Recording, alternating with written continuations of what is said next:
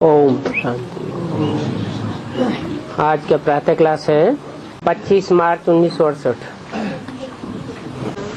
अपन को आत्मा समझ कर बैठो और बाप को याद करो। बाबा पूछते हैं, जब भी कहाँ भाषण करते सभा में बैठते हो तो घड़ी घड़ी ये पूछते हो,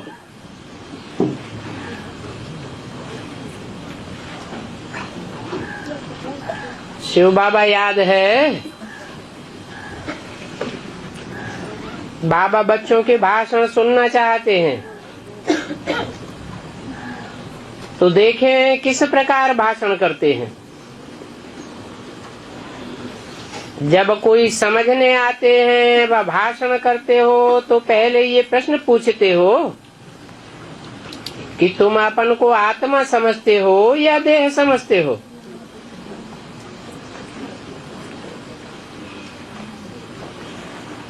क्योंकि इस स्पिरिचुअल नॉलेज का आधार ही है अपन को आत्मा समझना। आत्मा ही पुनर्जन्म में आती है। अपन को आत्मा समझ परमपिता परमात्मा बाप को याद करो। अपन को आत्मा समझेंगे, आत्माओं के बाप परमपिता परमात्मा को याद करेंगे, जानकर और समझकर, तो तुम्हारे विकर्म विनाश होंगे।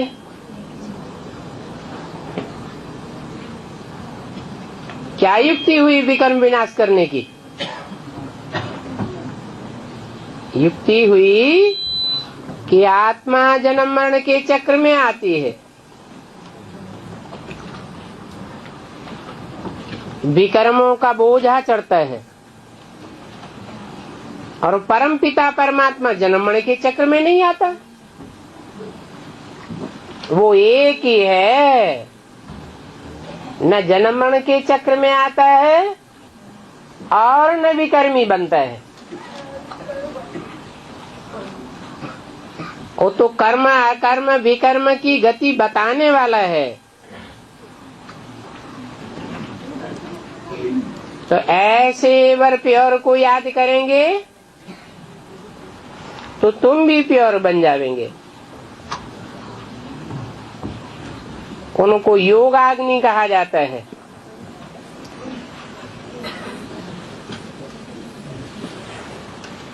अग्नि कचड़े को भस्म कर देती है ना, तो ये बाप की याद भी जन्म जन्मांतर के कचड़े को भस्म करने वाली है। निराकार बाप निराकार बच्चों को कहते हैं।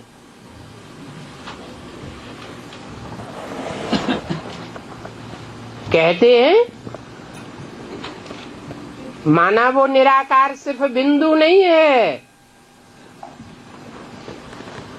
वो साकार तन में आकर के साकार में वाणी चलाता है, लेकिन निराकारी स्टेज में।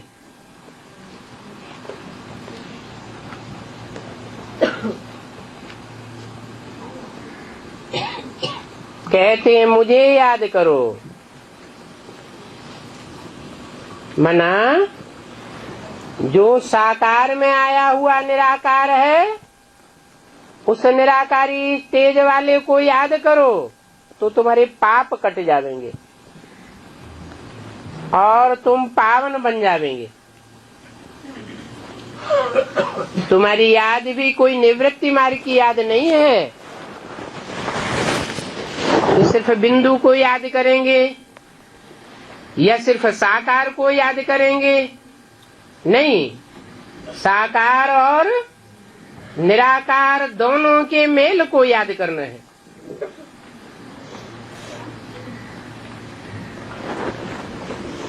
ऐसे करने से तुम मुक्ति जीवन मुक्ति पावेंगे। और मुक्ति, जीवन मुक्ति दोनों सभी को पानी है। और सभी आत्माओं को मुक्ति के बाद जीवन मुक्ति में आना है जरूर।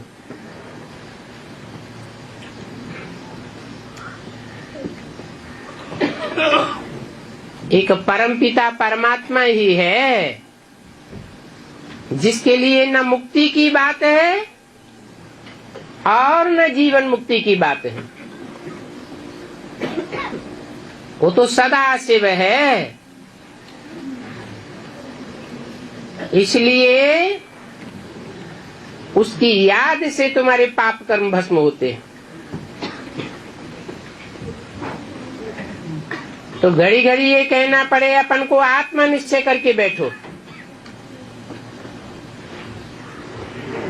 देवभान में बैठेंगे तो पाप बढ़ेंगे या घटेंगे?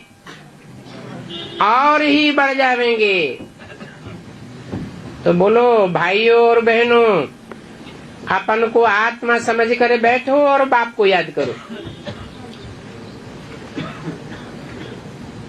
ये फरमान बाप ने दिया है और यही याद की यात्रा है। बाप कहते हैं मेरे साथ बुद्धि का योग लगाओ तो तुम्हारे जन्म जन्मांतर के पाप भस्म हो जाएंगे।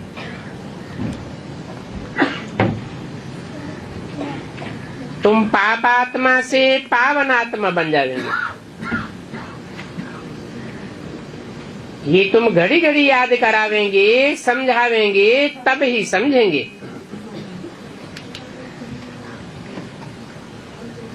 घड़ी घड़ी बताओ आत्मा अविनाशी है, देह विनाशी है।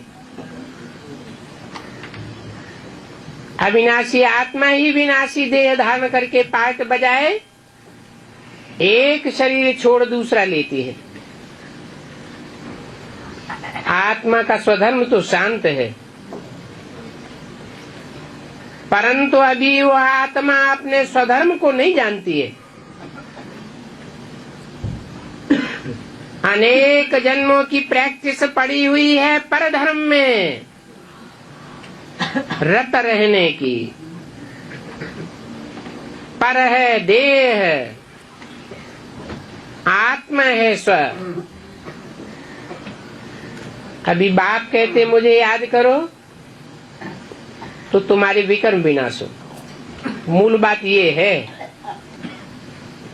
पहले पहले तो तुम बच्चों को ये मेहनत करनी पड़े आत्मिक स्थिति में स्थित होने की।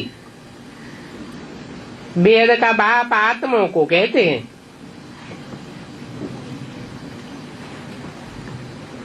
मना आत्माओं को कहते हैं, देह अभिमानियों को नहीं कहते। धारण भी आत्मा अभिमानी करेंगे। इसमें कोई शास्त्र आदि की मिसाल उठाने की भी दरकार नहीं है। गीता का तुम मिसाल देते हो तो भी कहते हैं तुम सिर्फ गीता क्यों कहते हो, वेद का नाम क्यों नहीं लेते हो?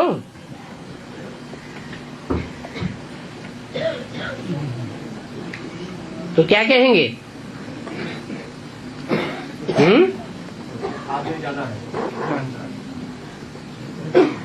पहले गीता है या पहले वेद है?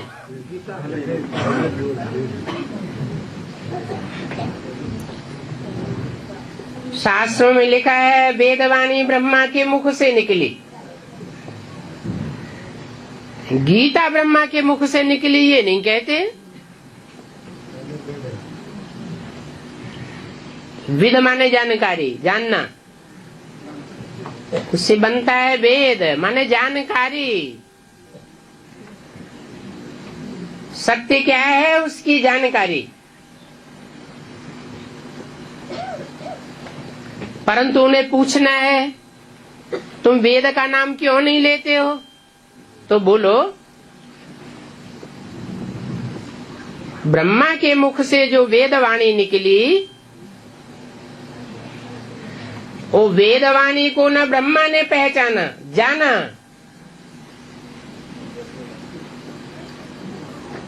और न उस रचयिता बाप को जाना। वेदवाणी सामान्य रूप से कोई की समझ में नहीं आती। वो बाप ही आकर के वेदवाणी का क्लैरिफिकेशन देते हैं। शास्त्र भी जो लिखे गए हैं वो बाद में वेदवाणी का क्लैरिफिकेशन है। अभी यहाँ वही शूटिंग हो रही है। ब्रह्मा के मुख से वेदवाणी तो निकली, सुनने वालों ने सुनी और सुनाने वालों ने सुनाई, परंतु उसका रहस्य क्या है, गुह्य अर्थ क्या है, न स्वयं ब्रह्मा ने जाना, न ब्रह्मा कुमार कुमारी ब्राह्मणों ने जाना।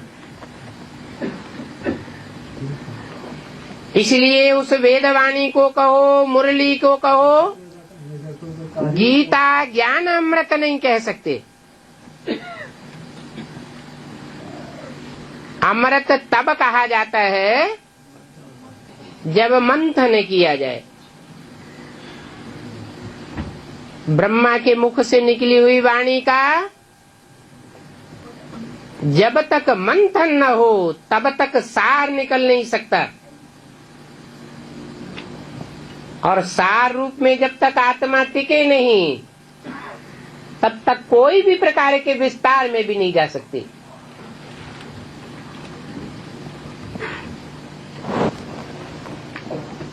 अभी बाप कहते हैं मुझे याद करो,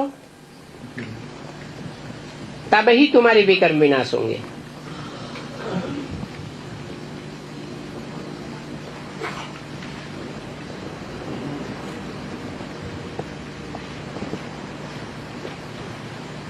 तुम गीता का मिसाल ठीक देते हो,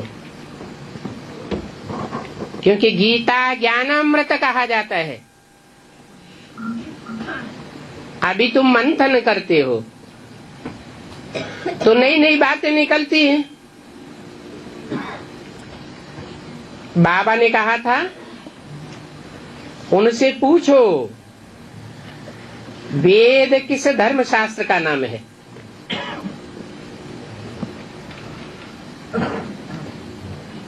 वेदों से कौन सा धर्म स्थापन हुआ। धर्म तो मुख्य है ही चार, और चार ही वेद बताते हैं। परंतु ये वेद किस धर्म का शास्त्र है, कब कोई ने बताया क्या।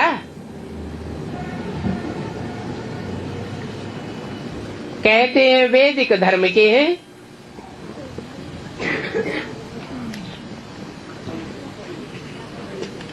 आर्यों के हैं। आर्य किसको कहा जाता है। हिंदू धर्म तो है ही नहीं, और आदि सनातन तो देवी देवता धर्म है। फिर ये आर्य कौन सा धर्म है। आर्य तो कोई धर्म ही नहीं, आर्य तो आर्य समाजियों का धर्म हो गया।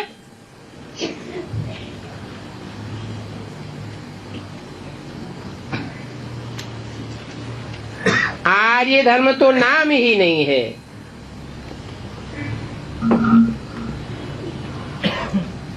ये आर्य धर्म किसने स्थापन किया। वास्तव में तुमको गीता का भी नाम नहीं उठाना है।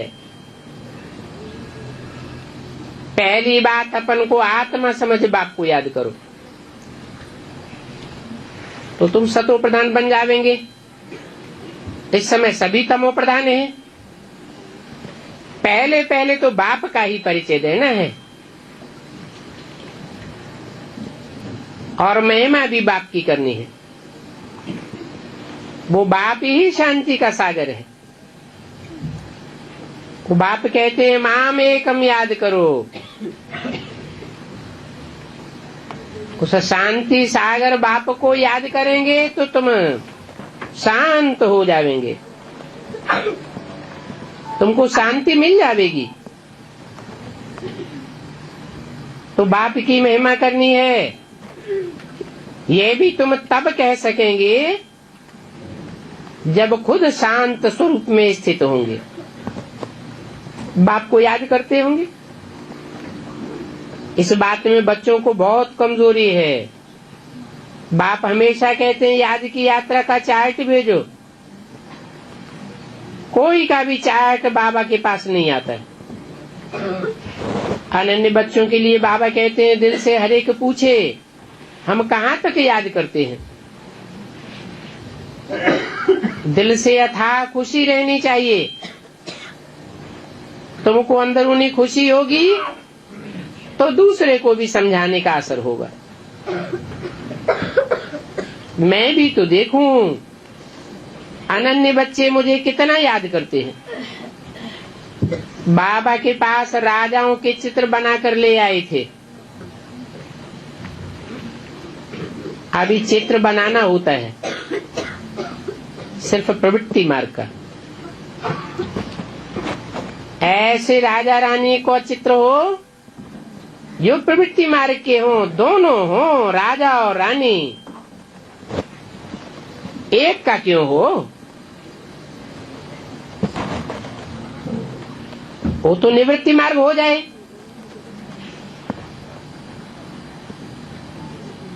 सिंगल राजा का चित्र लावेंगे तो निवृत्ति मार्ग का हुआ। बाबा तो पास ही नहीं करेंगे। क्यों?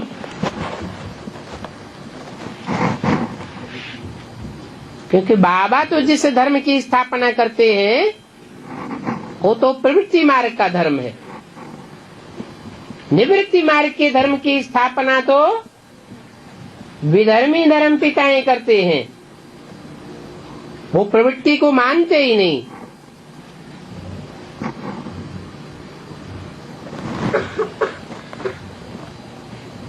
अवतार भी दिखाई दिए हैं 10।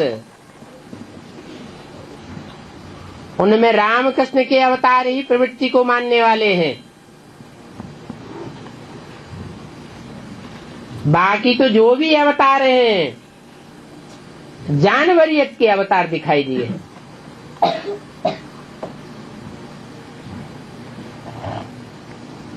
वो धरणी का आधार लेते ही नहीं है। धरणी माने कन्याएं माताएं, सिर्फ ज्ञान का आधार लेकर के चलते हैं। अपने ही अहंकार में मगरूर रहते हैं। बाप तो आकर के प्रवृत्ति मार्ग की स्थापना करते हैं और कहते भी हैं मैं कन्याओं माताओं के द्वारा स्वर्ग के गेट खोलता हूं। माता गुरु को आगे करना होता है।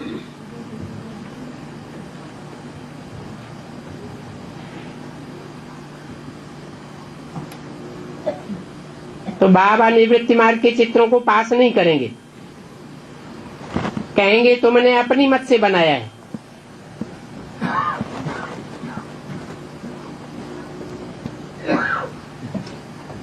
अगर कोई ने कहा कि फलाने ने ये चित्र बहुत अच्छा बनाया है,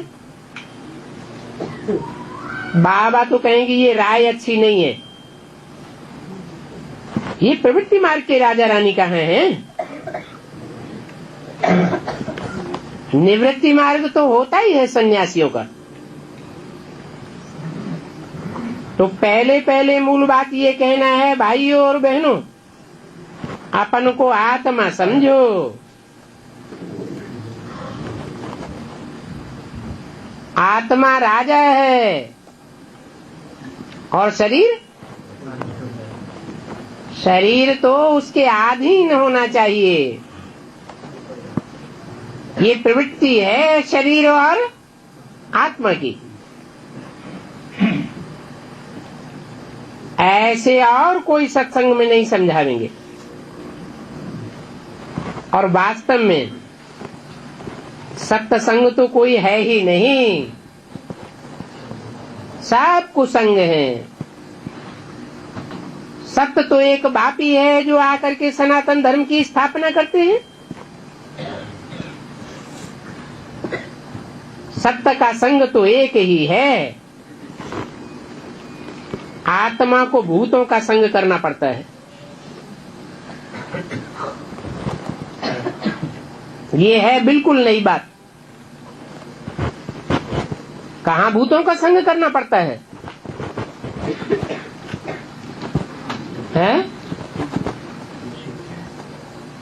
द्वापर कलयुग में आत्मा को 5 भूतों का संग का रंग लगता है। ये शरीर है 5 भूतों का संघात। तो क्या सतयुग त्रेता में शरीर नहीं होते? देह तो होती है, परंतु देह में आत्मा का लगाव नहीं लगता है।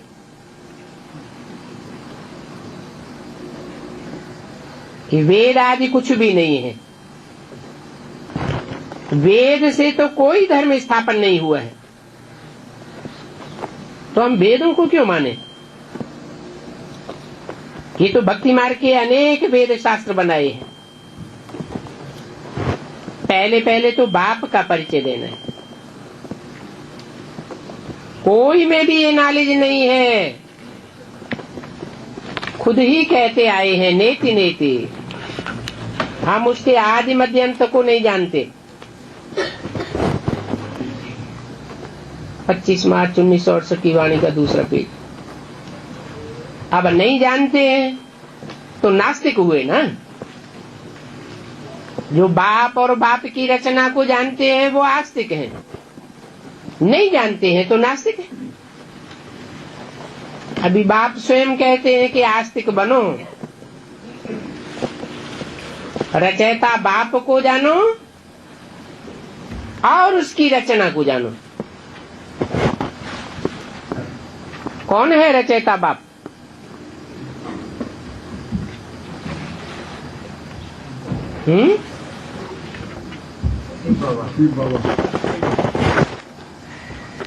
अगर बाबा हटा दिया जाए तो शिव बाप को रचयिता कहें? शिव बाप स्वयं ही रचता नहीं है और वो रचना भी नहीं कर सकता। रचयिता और रचना का संबंध साकार में चाहिए। शिव तो आत्मा का नाम है। आत्मा तो अविनाशी सदैव है ही है, वो रची नहीं जाती। तो आत्माओं का बाप शिव साकार सृष्टि का रचयिता नहीं हो सकता। उसके लिए शिव बाप को साकार में प्रवेश करना पड़े। जिस साकार में प्रवेश करे पहले उसके अनेक जन्मों के पाप भस्म होने चाहिए।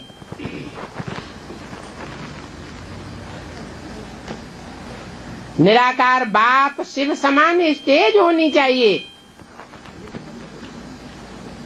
तब कहें निराकारी, निर्विकारी, निरहंकारी।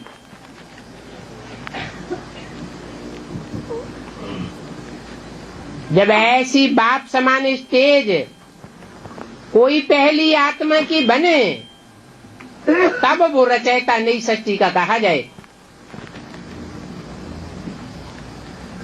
रचना और रचयिता का ये संबंध है। रचना पहले नहीं होती है, रचयिता जब रचता है तब रचना होती है।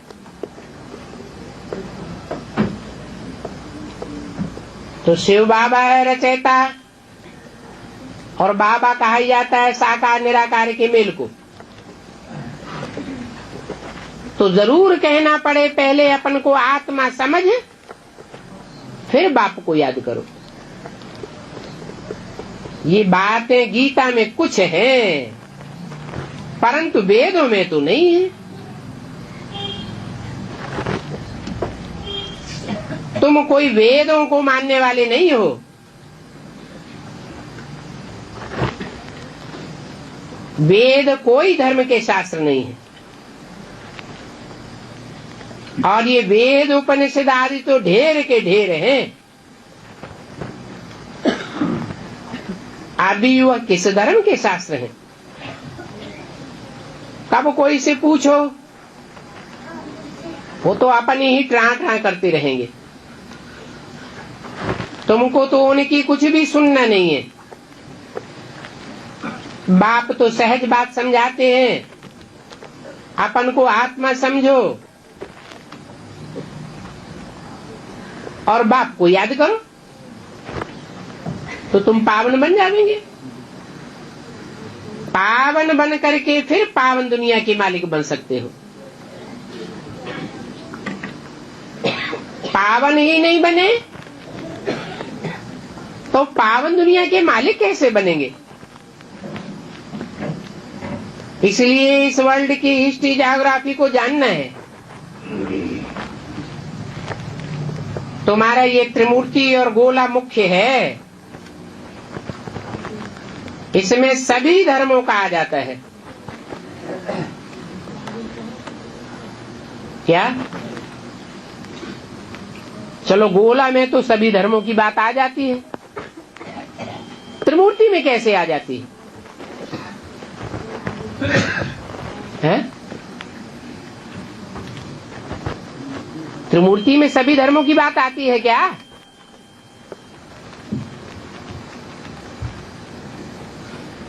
आती है। कहते हैं ब्रह्मा के द्वारा सृष्टि रची गई, तो जो भी सृष्टि रची गई सत्य संकल्पों से सत्य सृष्टि रची जाएगी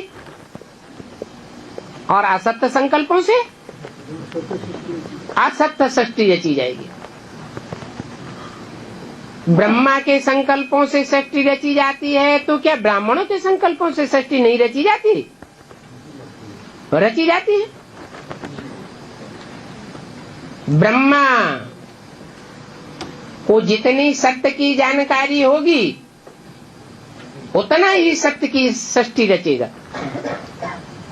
संपूर्ण सत्य की जानकारी होगी, संपूर्ण सच्ची सृष्टि रचेगा और सत्युग स्थापन हो जाएगा। हर आत्मा के लिए यह नियम है, जैसी रचना रचेगा वैसी प्राप्ति करेगा।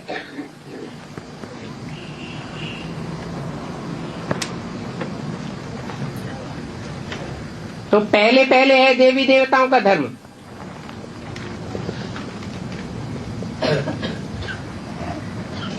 ब्रह्मा द्वारा कौन से धर्म की स्थापना हुई है? ब्राह्मण धर्म की स्थापना हुई। ब्राह्मण तो ऊपर नीचे होते रहते हैं। जब ऊपर नीचे होना बंद हो जाए, पक्का ब्राह्मण बन जाए, यज्ञोपवीतधारी, 3 सूत्रों का पूरा ज्ञान धारण कर ले, ब्रह्मा के द्वारा कैसे कैसे ब्राह्मणों की पैदाइश होती है। एक ही तरह के ब्राह्मण बनते हैं या नौकुरी के ब्राह्मण बनते हैं? ब्रह्मा द्वारा 9 प्रकार के ब्राह्मणों की रचना होती है, एक से एक श्रेष्ठ और एक से एक कर्म भ्रष्ट धर्म भ्रष्ट। तो दुनिया में कितने प्रकार के धर्म बन गए? 9 प्रकार के धर्मों की रचना हो गई। तो कह सकते हैं कि त्रिमूर्ति में सभी धर्मों की बात आ जाती है। वास्तव में ब्रह्मा की गोद में सब धर्म की आत्माएं पलती हैं, परंतु विष्णु की गोद में किसकी पालना होती है? सब धर्मों की पालना नहीं हो सकती। उनके द्वारा तो सिर्फ देवता धर्म की आत्माओं की ही पालना होती है।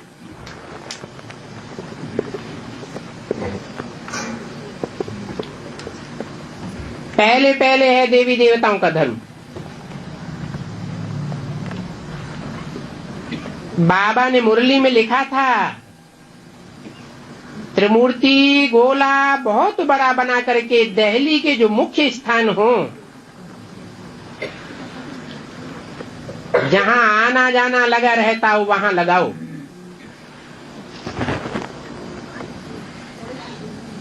तीन के सीट हो। सीढ़ी में तो और धर्मों का आता ही नहीं है,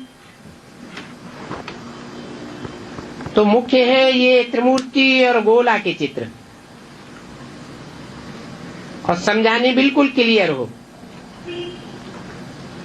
समझाना ही इस बात पर है। पहले पहले तो बाप का परिचय दो। ऊंचते ऊंच बाप, और धर्म पिताओं को ऊंचते ऊंचे नहीं कहेंगे, वो ग्रेट फादर्स हैं, परंतु उनको ग्रेट ग्रेट ग्रैंडफादर नहीं कहेंगे। बाप से ही सुख शांति का वर्षा मिलता है, और धर्म पिताओं से सुख शांति का वर्षा नहीं मिलता है। दुनिया और ही अशांत होती जाती है, दुख और ही बढ़ते जाते हैं। परंतु बाप जब इस सृष्टि पर आता है, और आने के बाद जब ब्राह्मणों को संपूर्ण स्टेज में पहुंचाता है, ब्राह्मण सो देवता बन जाते हैं पढ़ाई पढ़कर,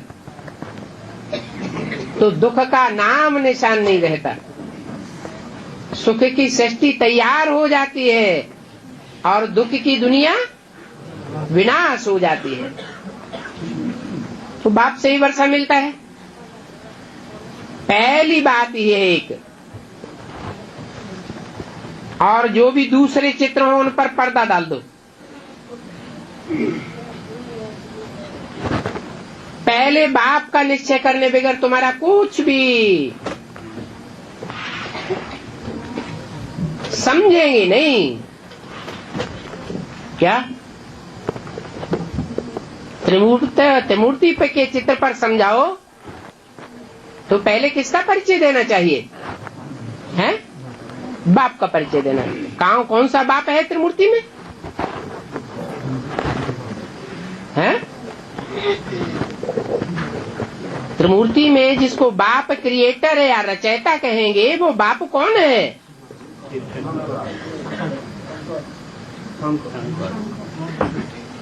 उन बेसिक नॉलेज वालों ने तो ऊपर शिव ज्योति बिंदु को रख दिया है, परंतु शिव ज्योति बिंदु को मूर्ति थोड़े ही कहेंगे। त्रिमूर्ति में से एक मूर्ति है क्या? है? उसको तो मूर्ति नहीं कहेंगे। तो जो बोला कि और चित्रों पर पर्दा डाल दो, पहले बाप का परिचय दो, तो कौन से चित्रों पर पर्दा डालने की बात है? ब्रह्मा और विष्णु के चित्र पर पर्दा डाल दो, ताकि उनकी बुद्धि उनमें न जाए। पहले बाप का परिचय दो। अब बताओ, उन ब्राह्मणों में और तुम ब्राह्मणों में कितना अंतर हो गया? वो बाप के ऊपर ही पहले पर्दा डाल देते हैं, और ब्रह्मा को पहले प्रत्यक्ष करते हैं। और तुमको क्या कहा? बाप का परिचय दो और दूसरे चित्रों के ऊपर पर्दा डाल दो। पहले पहले बाप का निश्चय कराने के बगैर तुम्हारा कुछ भी नहीं समझेंगे। अगर बाप को ही नहीं समझते हैं, तो उनको और चित्रों पर समझाना बिल्कुल फालतू है। क्या हमारे कुल का होगा तो बाप के चित्र के ऊपर समझानी उसको समझ में आ जाएगी। हमारे कुल का नहीं होगा तो कितना भी समझाओ, पूरी बात समझेगा नहीं। और अब अगर खींच खींच के समझ भी लिया तो आगे चल करके जब परीक्षाओं के दौर आएंगे तो हमको धोखा दे जाएगा, यहाँ भी धोखा देगा, और द्वापर कलयुग में भी जब विधर्मियों का राज चलेगा तो वहां भी धोखा दे जाएगा। बाप के परिचय मिलने बगैर फालतू डिबेट करते रहेंगे, अलग को समझने बगैर कुछ भी नहीं समझेंगे। बाबा के परिचय बगैर और कुछ भी बात मत करो, डिटेल में जाने की दरकार ही नहीं। पहले बाप का परिचय, बाप से ही बेहद का वर्षा मिलता है। बाबा ख्याल करते हैं ऐसी सहज बात क्यों नहीं समझाते हैं, न समझते हैं और न समझाते हैं। तुम्हारी आत्मा का बाप शिव है, वो बिंदु बिंदु आत्माओं का बाप है। तुम सब बिंदु बिंदु आत्माएं आपस में ब्रदर्स हो, भाई बहन भी नहीं हो, तो बेहद के बाप से जरूर वर्षा मिलना चाहिए। आत्माओं के बाप से आत्मिक वर्षा मिलेगा या देह के सुखों का वर्षा मिलेगा? आत्मिक वर्षा मिलता है। फिर बाद में तुम तमो प्रधान बनते हो, जब अपन को देह समझना शुरू करते हो। बाप को याद करो तो सतो प्रधान बन जाएंगे। पहले पहले ये समझानी चाहिए, मूल बात ये है। रचयिता को जानना और रचना को जानना। कोई भी नहीं जानते हैं कि रचयिता कौन है और रचना कौन है। ऋषि मुनि साधु सन्यासी कोई नहीं जानते।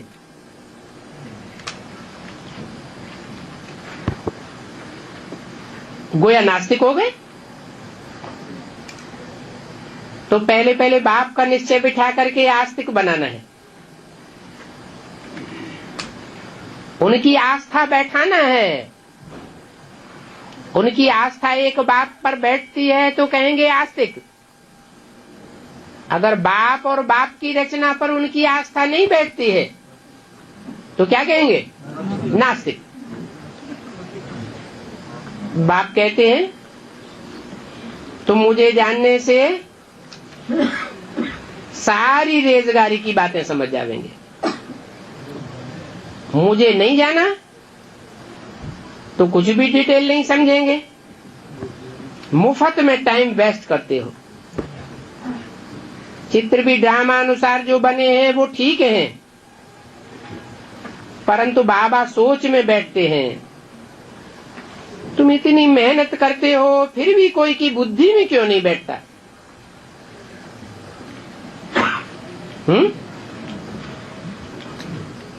क्यों नहीं बैठता?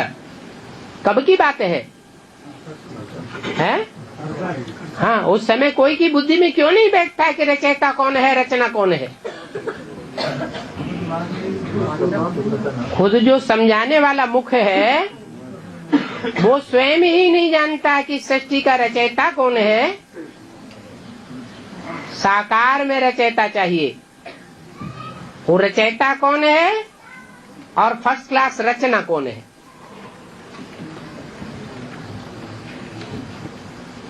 बच्चे कहते हैं बाबा क्या हमारी समझाने में भूल है? वह क्या है?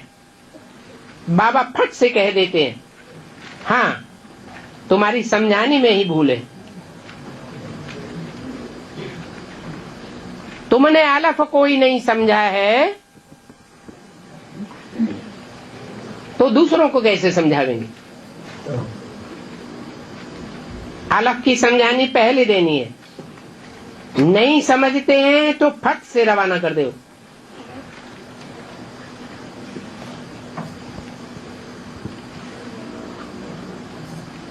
अगर रवाना नहीं करेंगे तो क्या होगा? है फट से रवाना नहीं करने किया, उनको अंदर टिकने दिया और वो टिक गए तो क्या होगा? है रवाना किया, चला दो, वो अंदर ही अंदर विस्फोट करते रहेंगे और भाई बहनों को अनिश्चय बुद्धि बनाते रहेंगे। आखिरी खुद भी भागेंगे और ढेर सारा ग्रुप अपने पीछे ले जाएंगे। इसलिए बोला कि अलग को नहीं समझते हैं तो फट से रवाना कर देना चाहिए। जब तक बाप को नहीं जाना है तब तक तुम्हारी बुद्धि में कुछ भी नहीं बैठेगा। फिर हम क्यों टाइम वेस्ट करें? बच्चे कहते हैं बाबा हम कितना भी समझाते हैं, कोई की बुद्धि में बैठता ही नहीं है। अरे अलग को नहीं समझा है तो धूल भी बुद्धि में नहीं बैठेगी। है ये क्या मतलब? धूल नहीं बैठेगी क्या मतलब? अरे अलफ जिस धूल में प्रवेश करता है, देह अभिमानी में प्रवेश करता है, देह की मिट्टी में प्रवेश करता है, वो भी उसकी बुद्धि में बैठेगा? बैठेगा नहीं। भक्ति मार्ग का भूसा ही उनकी बुद्धि में भरा हुआ है। और भूसा जब निकले, कैसे निकले? बाप को समझे, बाप को याद करें तो यात्रा से भूसा निकले। तुम भी जब तक इस अवस्था में नहीं बैठते हो तो तुम्हारी आंखें क्रिमिनल होती रहती हैं। किस अवस्था में बैठना? अपन को आत्मा समझ, जो बाप है आत्माओं का, जो हमको समझानी देने वाला है, और हम समझने वाले बच्चे बनते हैं। अगर उसको नहीं समझा तो आंखें क्रिमिनल होती रहेंगी। सिविल आंखें तब बनेंगी जब अपन को आत्मा समझेंगे, देही अभिमानी होंगे, फिर आंखें तुमको धोखा नहीं देंगी।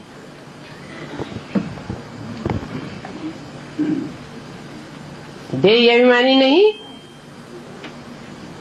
तो माया धोखा देती रहती है। इसलिए पहले पहले तो आत्माभिमानी बनना है। बाप कहते हैं अपना चार्ट दिखाओ तो मालूम पड़े। भले सारा झूठ, सारे पाप लिखो,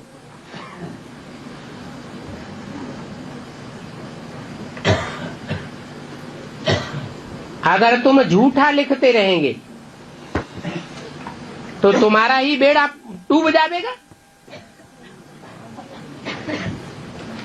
अपनी ही सत्यानाश करेंगे। बाबा झट समझ जावेंगे इसने सच्चा लिखा है या झूठा लिखा है। सभी बच्चों को बाबा कहते हैं चार्ट लिखो, नहीं लिखते हैं तो बाबा समझाते हैं। योग में नहीं रहते हैं इसलिए इतनी सर्विस नहीं होती। वाणी में जौहर नहीं भरता है। भल बाबा कहते हैं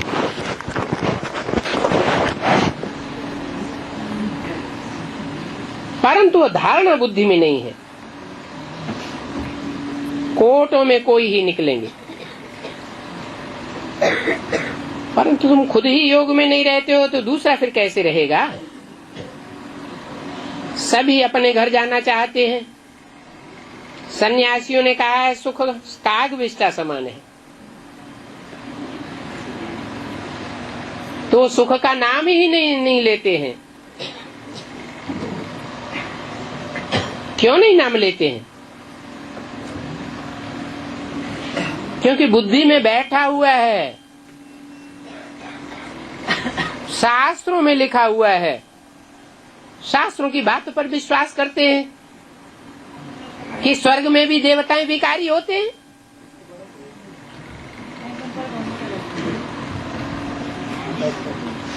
तो कहते हैं सुख, स्वर्ग के सुख कागविष्टा समान। भक्ति मार्ग वालों से तुम ज्ञान मार्ग वालों की लड़ाई है। उनकी भक्ति तो अथाह है, बहुत चहचहाता है, बहुत अशांति हो जाती है।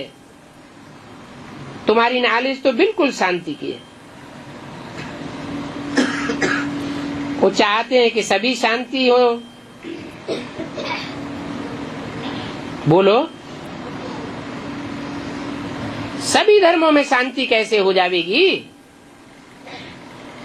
शांति का सागर तो एक बाप ही है। उन धर्मों के फॉलोअर्स तो अलग अलग बाप बताते हैं। वो शांति कैसे स्थापन करेंगे? अभी अपन को आत्मा समझो, आत्माओं का बाप एक ही है। उस बाप को याद करेंगे तो शांति मिल जाएगी। वो सत्य बाप है। सत्युग स्थापन करते हैं तो सत्युग में शांति भी होती है। नई दुनिया में होती ही है शांति का राज्य। बहुत बच्चे हैं सच नहीं बतलाते हैं तो अपना ही कल्याण करते हैं, अपने लिए ही झूठ की दुनिया रचते हैं, चार्ट ही नहीं लिखते। नॉलेज तो बहुत सस्ती है, मैगजीन तो लिखना सहज है, बहुत लिखते हैं।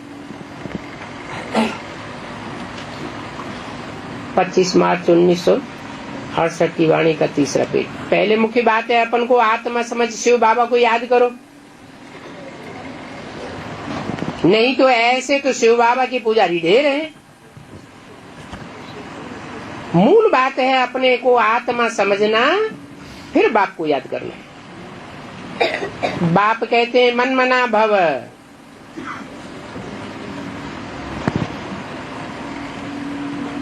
मेरे में मन को रमा दे।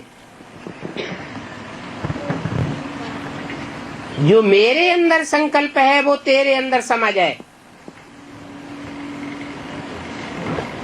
परंतु ये मनमना अभव अक्षर भी बोलना नहीं है, इसके अर्थ में टिकना है। हिंदुस्तान की तो है हिंदी भाषा, फिर संस्कृत दूसरी भाषा क्यों? ये मनमना भव अक्षर तो गीता से उठाया है, संस्कृत का अक्षर है ना। आजकल ये गवर्नमेंट क्यों संस्कृत पद पर जोर देती है?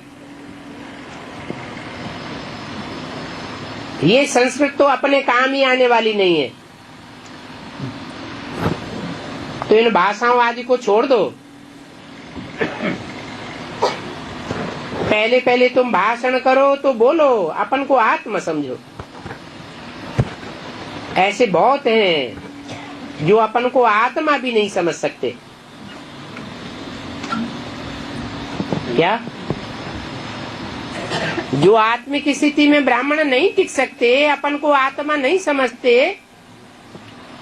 ज्योति बिंदु की याद में बिल्कुल टिक ही नहीं सकते, तो उनका क्लास ट्रांसफर होगा।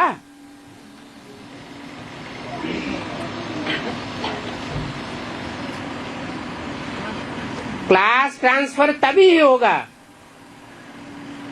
जब आत्मा की सारी कट देह अभिमानी की उतर जाए। बेसिकली अपन को आत्मा समझे तब डायरेक्ट बाप से सीखे। याद ही नहीं कर सकते, ऐसे अपने घाटे की कोई बात समझ ही नहीं सकते।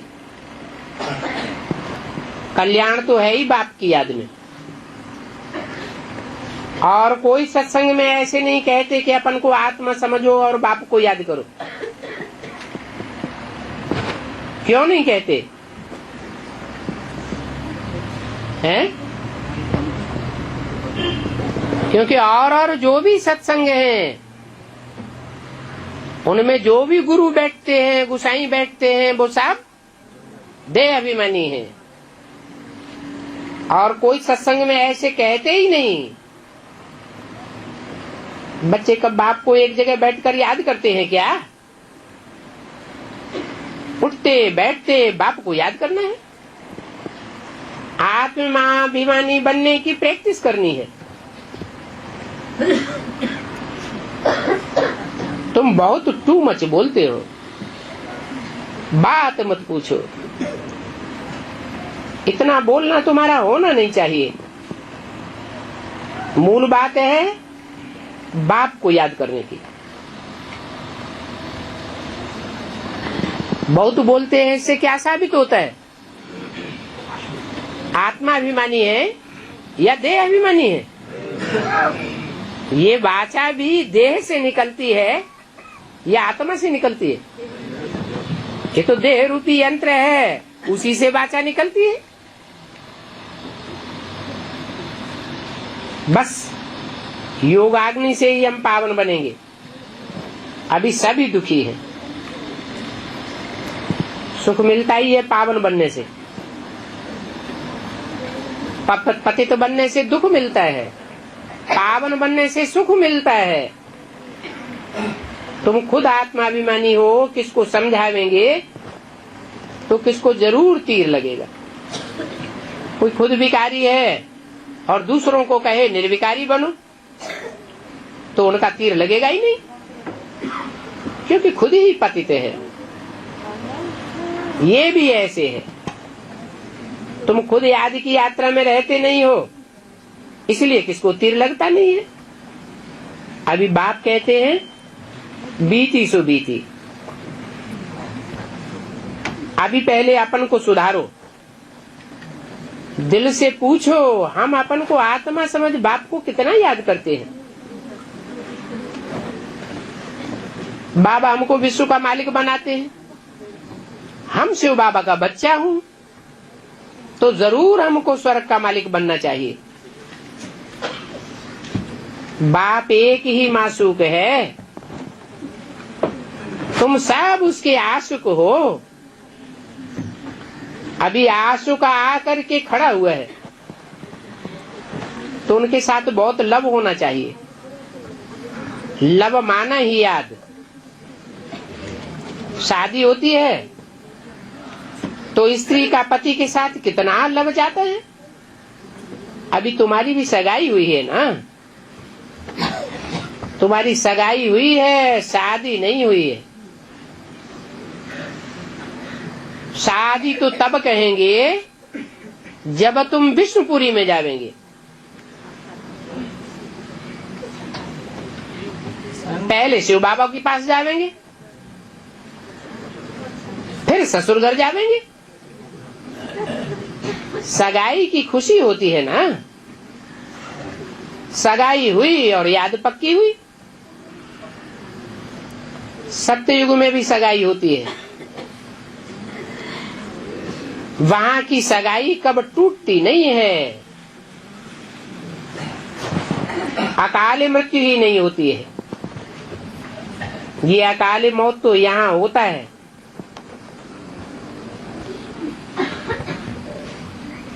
सगाई एक बार की, फिर अगर नहीं होती,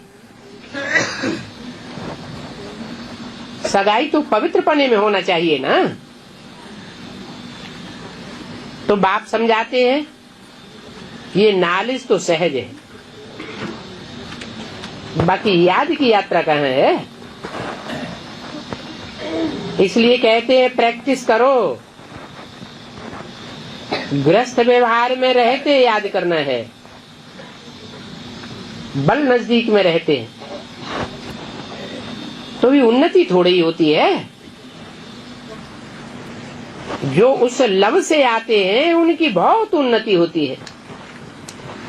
याद नहीं करते हैं तो लव थोड़ा ही रहता है।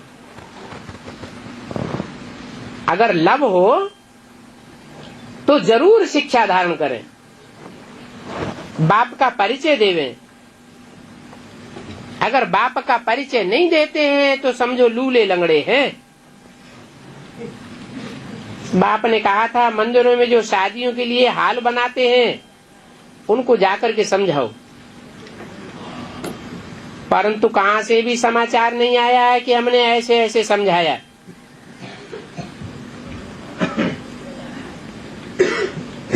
तुम वहां भी उनको अच्छी रीति परिचय दे सकते हो।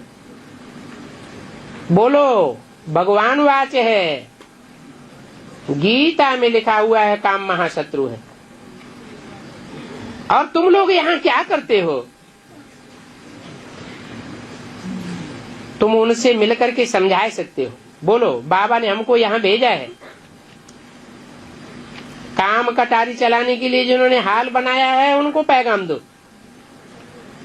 ये काम विकार तो महाशत्रु है जो आदि मध्य अंत दुख देते हैं। हम आपको बाप का पैगाम देने आए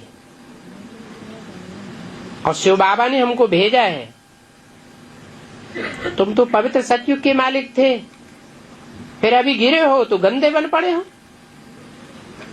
अभी अंतिम जन्म फिर से पवित्र बनो। काम चिच्छा पर बैठने का यह हथियाला बांधना तोड़ दो। ये हाल हमको दो तो हम सभी को ये शिक्षा देंगे, सभी को पैगाम दे करके काम चिच्छा से उतार करके ज्ञान चिच्छा पर बिठावेंगे।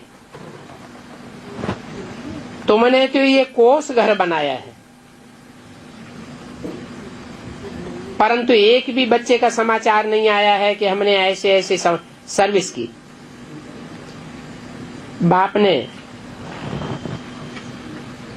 हमारे थ्रू ये संदेश भेजा है, धन बहुत है तो उस धन से पाप के काम थोड़ी लगाना चाहिए। अभी ये धंधा छोड़ दो।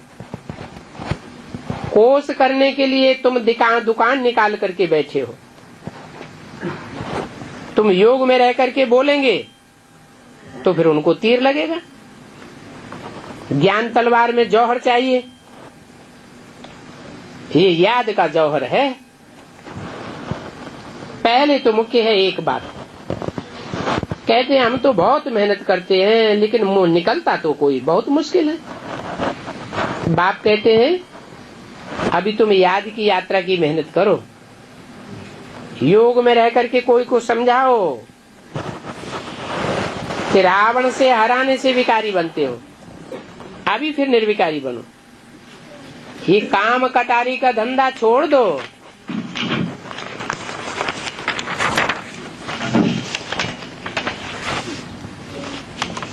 ऐसा करेंगे तुम्हारी सभी कामनाएं पूरी हो जाएंगी। 25/3/68 की वाणी का चौथा पेज। बोलो बाप आए हैं स्वर्ग का मालिक बनाने के लिए। बाबा अभी गुहे डायरेक्शन तो बहुत देते रहते हैं, परंतु बच्चे पकड़ते नहीं हैं। और बातों में जाने की क्या दरकार है। मुख्य बात तो है बाप का पैगाम दो। खुद ही याद नहीं करेंगे तो दूसरों को कैसे कहेंगे। ये ठगी तो यहाँ चलेगी नहीं। ये तो जैसे गीदी खोर हो जाते हैं, दूसरों को कहना और खुद नहीं करना। दूसरों को कहेंगे विकार में न जाओ और खुद जावेंगे तो जरूर दिल खावेगी। ऐसे हरामखोर बहुत होते हैं, फिर दूसरों को तीर लगेगा ही नहीं। मूल बात को पकड़ना चाहिए ना। बाप कहते हैं अलग को जानने से तुम सभी कुछ जान लावेंगे। अलग बिगर कुछ भी नहीं समझेंगे।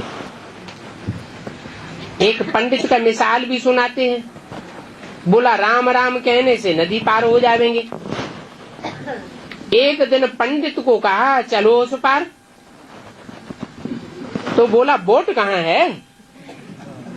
कहने लगे अरे तुमने तो कहा था राम राम कहने से नदी पार हो जाएंगे।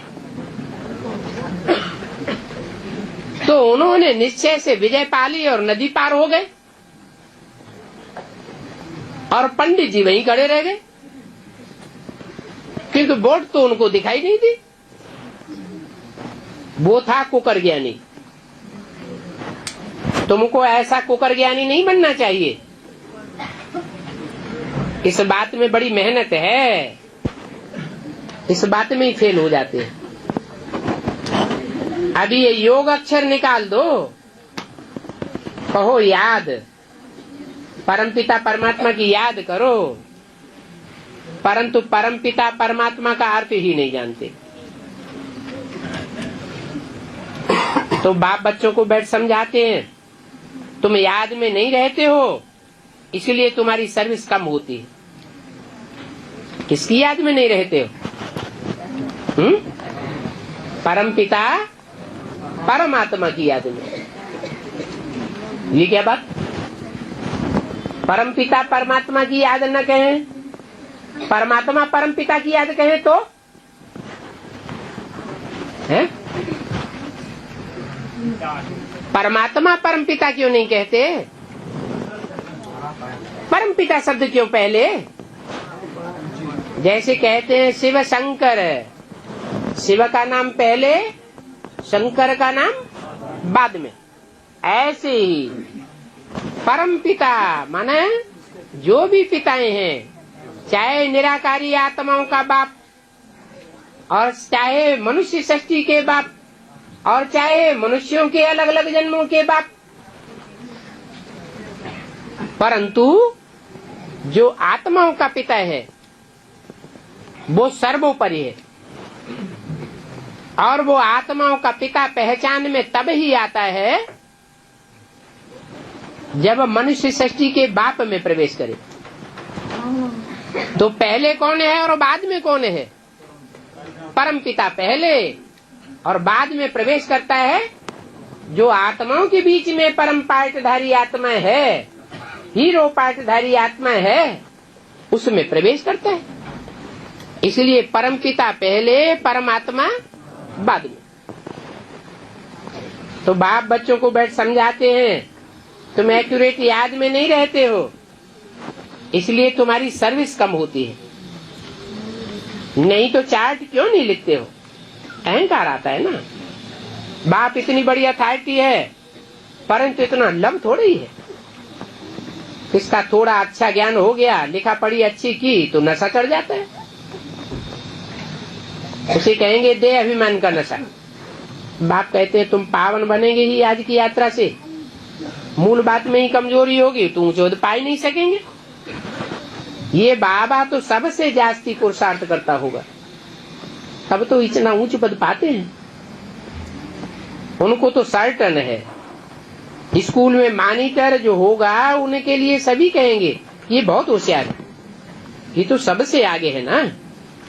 और तो बहुत है जिनकी इनमें आंखें ही नहीं डूबती हैं, कहते हमको तो शिव बाबा से लेना है। ये तो खुद ही कहते हैं मैं जानता हूँ ना, बाबा है, निश्चय है। तुम ऐसे निश्चय रख नहीं सकते हो। नंबर 1 की ही बात है, ये जानते हैं हम शरीर छोड़ करके ये बनेंगे, इनका तो सबूत है ना। क्या कहा? कौन जानते हैं हम ये शरीर छोड़ करके ये बनेंगे? है ब्रह्मा बाबा की बुद्धि में था कि हम ये शरीर छोड़ करके फिर ये कृष्ण बनूंगा, तो इनका तो सबूत हो गया। फिर भी मॉनिटर का मानते नहीं है, कहते हम तो शिव बाबा से ही लेंगे। मॉनिटर से हमारा क्या काम? अरे मॉनिटर बिगर सुनेंगे कैसे? तो बाई बैठ करके शिव बाबा से ले लो। क्यों आते हो ब्रह्मा के पास मधुबन में?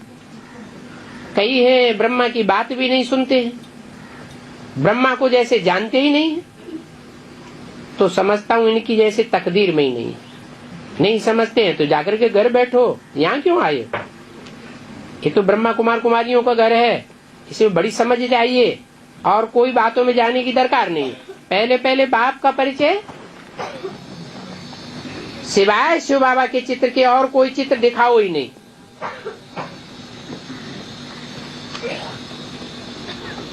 जब शिव बाबा का चित्र समझाओ तो और चित्रों पर पर्दा डाल दो, शिव बाबा की चित्र का अलग कमरा बना दो। जब तक शिव बाबा के चित्र पर समझे नहीं तब तक दूसरा दरवाजा खोलो ही नहीं।